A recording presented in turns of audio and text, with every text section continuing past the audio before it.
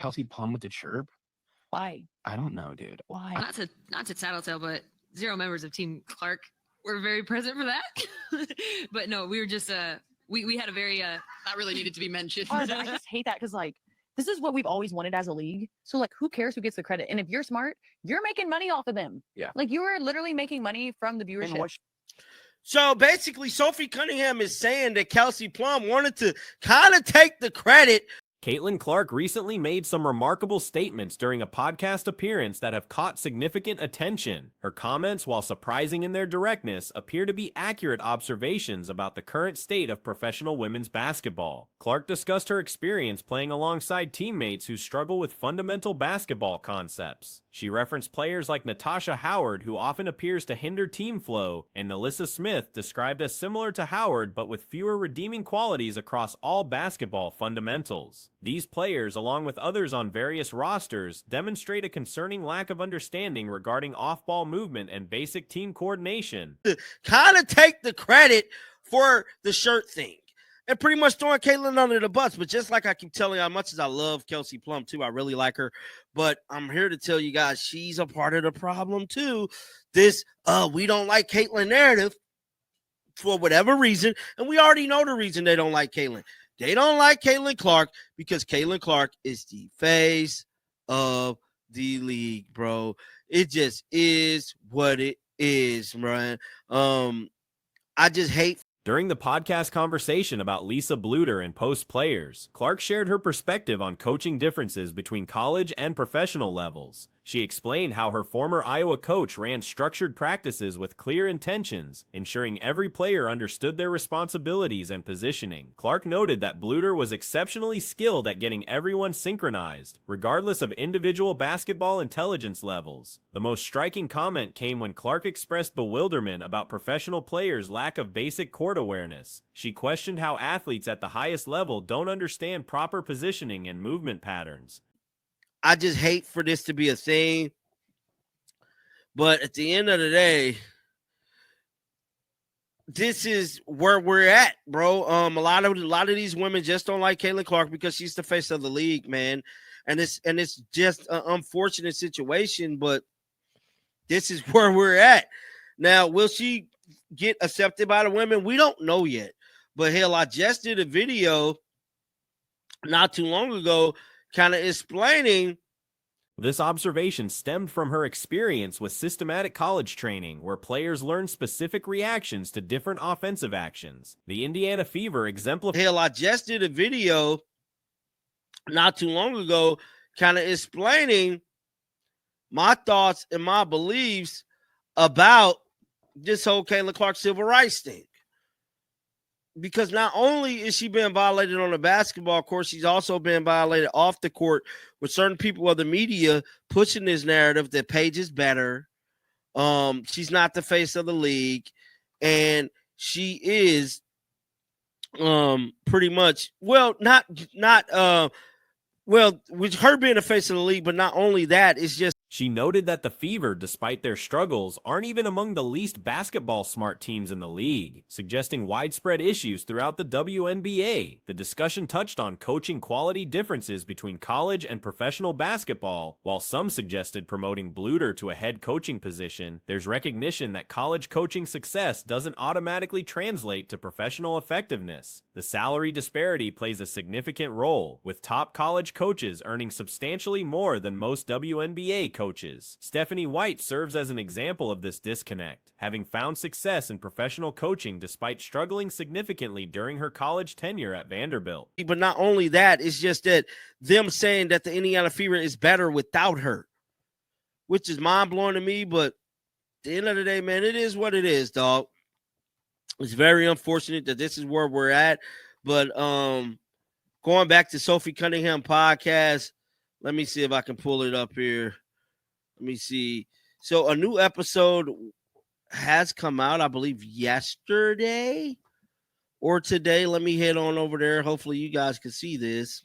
Her college coaching stint was particularly damaging to the program, requiring years of rebuilding efforts. The financial reality shapes coaching quality, with only elite WNBA coaches like Nate Tibbetts and Becky Hammon earning seven-figure salaries comparable. Hopefully you guys can see this.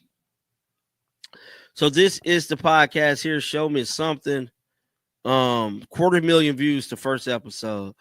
Wow. Sophie Cunningham podcast really should be big, man. Sophie and Wes. But this is one of the latest episodes right here.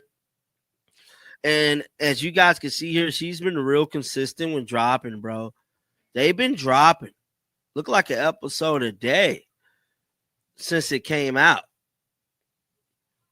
Some viewed her statements as justified criticism of systemic issues, while others questioned the wisdom of making such remarks publicly. The timing and context matter significantly. If Clark's comments reference former teammates or serve as ongoing team jokes, the impact might be minimal. However, directly criticizing current teammates' basketball intelligence could create divisive atmospheres and damage team chemistry. Media personalities and content creators have different standards than active players regarding public criticism. So today, since it came out, this is pretty good. So I'm guessing they might have had a 2 to 3 hour conversation about this, but this is super dope that they're dropping episodes. She's getting views. She's getting a hell of a lot more views than anybody else in the W. But guys, going on over there, show Sophie Cunningham some love. She's from my home state of Missouri, man. I ain't lying. I'm gonna always show Sophie love. now, Fisa Collier's from Missouri too, but I don't know. She be talking a little greasy. Her and her husband. While outside observers can freely critique player performance and decision-making, active team members face different expectations regarding public statements about teammates. The situation reflects broader frustrations with professional basketball execution and coaching quality. Clark's comments highlight systemic issues affecting multiple teams and suggest that fundamental basketball education remains inconsistent at the professional level. Moving forward, the relationship between Clark and Coach Stephanie White will likely determine team success. If Clark feels constrained by coaching decisions or system limitations, changes may become necessary for organizational harmony. A little greasy. Her and her husband from Missouri. They be talking a little greasy, man, and I ain't gonna show them no love. But with all that being said, man, I'm gonna check out some footage from yesterday, man. I'm out of here, baby. Peace out. So I'm happy that we kept our composure, even though Seattle went on an 11-0 run. We've been through situations like that, but at the end of the day, we just stayed together and we talked about it and we moved on to the next play. I also think it shows the growth that we've had as a team, because early in the season we were just so inconsistent, and if teams were to do that, we would normally lose those. These revelations provide insight into professional basketball's internal dynamics and the ongoing challenges facing teams trying to maximize talent while maintaining positive team environments. The balance between honest assessment and professional discretion remains delicate for all involved parties. Sophie Cunningham recently addressed comments made by Kelsey Plum regarding Caitlin Clark's role in managing her all-star team. The Missouri native has launched a new podcast that's already generating significant attention within WNBA circles. During a recent episode, Cunningham discussed the situation between Plum and Clark from this season's All-Star game.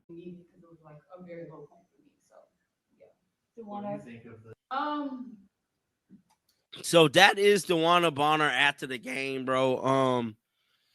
It is what it is, man. It is what it is, man. Like, I ain't gonna bash on her too hard. Yeah, dog. Now we got to talk about Kelsey Mitchell, man. This has just popped up. Kelsey Mitchell had a negative 39 tonight. So for all the people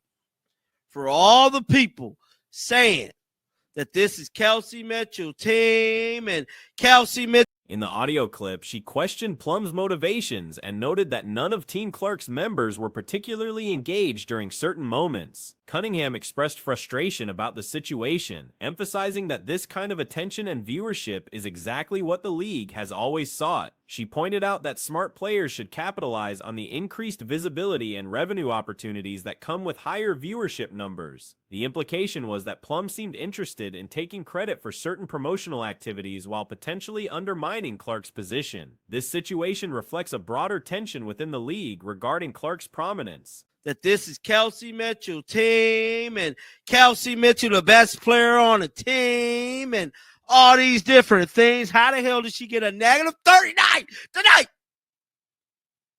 Let me know. If this is her team, she's the best player, how the hell do you get a negative 39 tonight? I would like to know.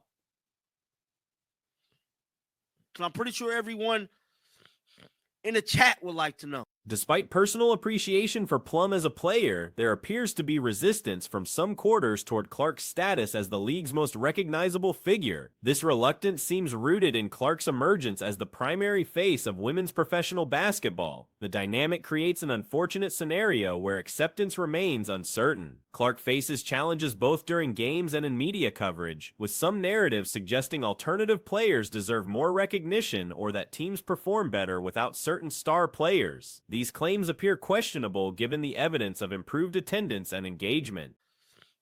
In the chat would like to know.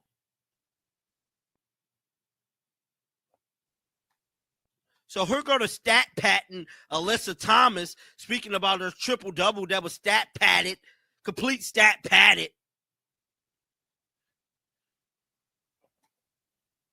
First player in WNBA history to record 3 consecutive triple doubles. What does that mean to you? Just a huge honor. A lot of credit to my teammates. They helped me get this one tonight. Cunningham's podcast, titled Show Me Something, has achieved impressive early success with approximately 250,000 views on its debut episode. The show maintains consistent daily releases, demonstrating strong production values and audience engagement. This viewership significantly exceeds most other WNBA-related content, positioning Cunningham as an influential voice in league discussions. The podcast format allows for extended conversations, likely featuring 2 to 3 hour recording sessions edited into daily episodes. This approach provides comprehensive coverage of league topics while maintaining audience interest through regular content delivery. They helped me get this one tonight. But to be first ever, I mean, not a lot of people can say that about anything. Do you ever reflect on your career and think like, wow, I'm really building a legacy, or is this just something that's clockwork to you at this point? Not something I'm thinking about. I just go out there and play my game. Just ridiculous, man. Just ridiculous, guys. Smash that like button, man. Jenny, who is Jenny? Where's Jenny at? Recent game analysis focused on team development and consistency improvements. Players discussed how their squad has evolved from early season inconsistencies to maintaining composure during opponent scoring runs. This growth demonstrates increased trust among teammates and improved game management skills. The team's ability to handle pressure situations, particularly when facing double-digit scoring streaks from opponents, shows significant maturation. Earlier in the season, such momentum shifts typically resulted in losses, but current performance indicates better resilience and communication. Smash that like button, man. Jenny, who is Jenny? Where's Jenny at? Jenny said, how did she get the shiner? She got hit at the so she got hit at the Sparks game. Oh, so she been had the black eye. I didn't know that. Somebody said, do you think that Caitlin will leave the Fever? Caitlin's under a rookie contract. The way people was able to just get out of contracts with the league, I wouldn't put nothing past it. I'm still advocate about that civil rights lawsuit coming. Leadership emphasized that success comes from maintaining internal standards rather than focusing on opponent performance. The mental approach has shifted toward consistent daily improvement and maintaining competitive focus regardless of external circumstances. This mindset contributes to extended winning streaks that match historical franchise achievements. Depth and versatility have become key factors in sustained success. The combination of experienced veterans who understand game flow and developing young players gaining confidence creates a balanced roster. Just like I stated at the beginning part of the live, I believe it's coming. I ain't lying. From what I've been hearing behind the scenes, it's for real. It's definitely coming. I don't know, guys. But I'm a little frustrated with this game. What you say about the fan base? Getting their joy back. So when injuries occur, other players step up without hesitation, making the team difficult for opponents to prepare against. Individual player development continues to be a focus area. Young players are showing increased confidence and aggressiveness in seeking scoring opportunities. This growth is particularly notable in players who have expanded their roles and responsibility back. So Dewana Bonner talked about being booed. Hold on, let's see. So she was like crying. You was crying because you got booed? No. First of all, my kids. Like I took a little Oh, bit of no. time to myself. Oh no, we already watched it. We already watched it. My bad, y'all.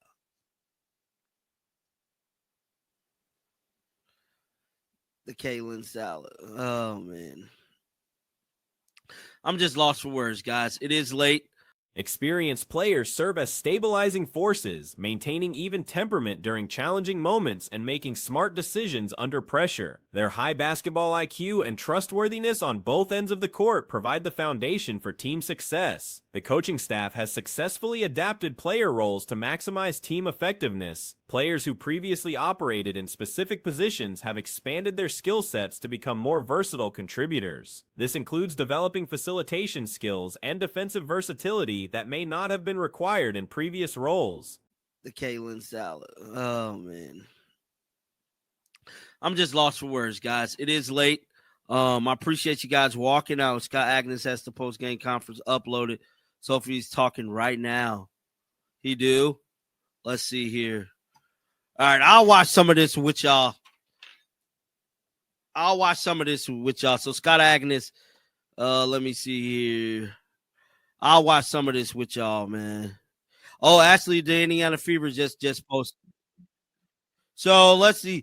Bro, is it me or has the post-game press conference? Defensive execution remains an area for continued improvement, particularly in screen communication and anticipating opponent actions. Late-game situations require enhanced focus and coordination to prevent quality scoring opportunities for opposing teams. The overall trajectory shows positive momentum with room for continued growth. Team chemistry and trust continue developing as players gain more experience working together. The combination of individual skill development and collective improvement suggests strong potential for sustained competitive success.